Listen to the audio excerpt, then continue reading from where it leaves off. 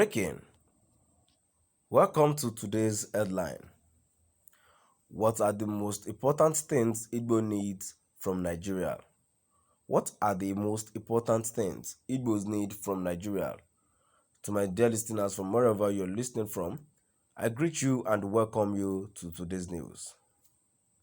Anyi, a group of highly resourceful Igbo professionals and experts gathered from across the globe, led by Anthony Olisha Okolo and Peter Agbakalu, have commissioned the Igbo Project, which is a bold undertaking aimed at documenting every aspect of Igbo identity in the areas of culture, tradition, religion, social activities, enterprise, arts, family, and technology.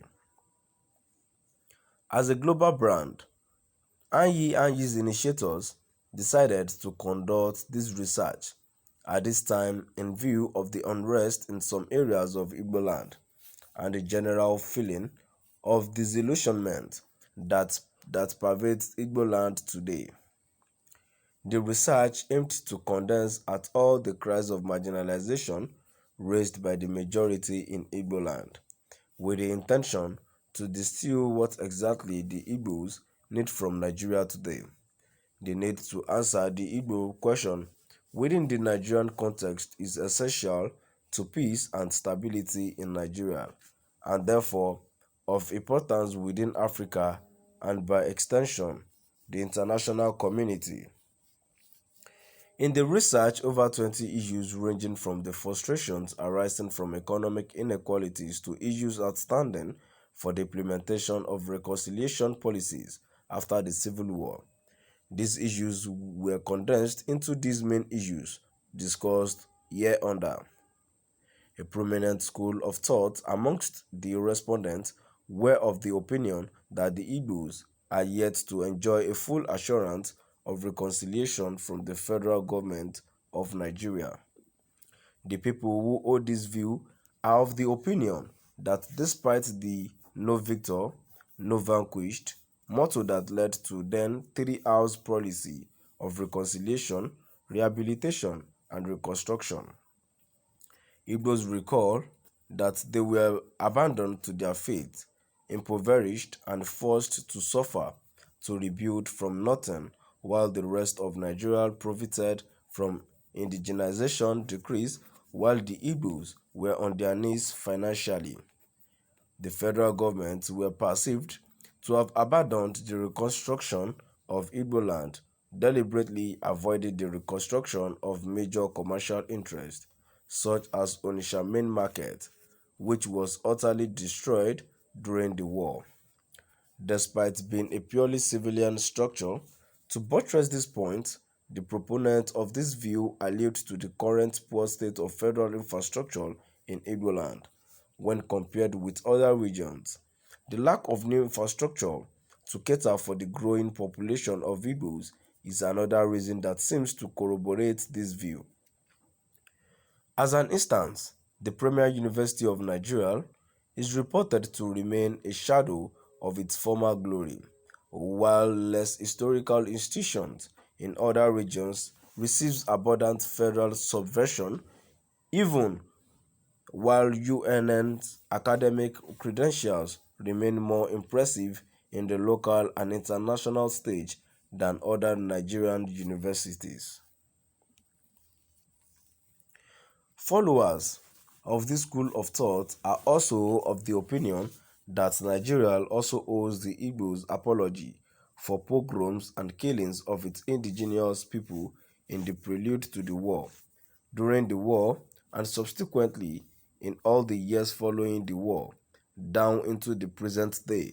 The fact that the largely peace-loving and patriotic Igbo is always a soft target for extremist forces to maim, kidnap, and murder at various moments in the history of Nigeria is too delicate a matter to overlook. According to this group, Ondigbo insists that the federal government should own their wrongs in failing to protect the lives of its Igbo citizens time and time again, and wish that they would be open to do the rightful restitutions for lives and property and property loss, running into the millions in human life and billions in money. One of the professionals interviewed about the nature of the restitution responded that reference can be made to the Igbo dossier, which was submitted as a presentation to the Oputa panel. The fact that this dossier was brushed aside is a pointer to many Igbos of the contempt with which their grievances are viewed by the rest of the country. The deprivations that Igbos are made to suffer daily while conducting the commerce that ensures that Nigerian families have the best quality food and goods in their households is another issue that steers Igbo hearts to anger. The multiple taxations, poor road infrastructure, denial of access to foreign exchange for legitimate trade, high shipping and clearing costs, and finally, the lack of deep sea ports in Igbo land all add to the frustrations Igbo across the Igbo citizenry as the largest trade zone in the country runs from Onitsha to Aba, dredging the river Niger at Onitsha to the depth of a standard seaport is a most reasonable request according to Indigo. Historical records support this view. The core trade port for pre-independence Nigeria ran from Akasa to Calabar and to Onitsha. The criminally irresponsible choice to deny Igbo land the seaport that would make the most business sense from a logistic perspective with regard to shipping along the Atlantic Ocean route is only understandable when viewed from the prism that dictates that Igbos must be denied anything that makes life easy for them or that allows them to prosper. As a result of the above, a majority of the survey contributors demanded that Indigo should seek autonomy from the Federal Republic of Nigeria.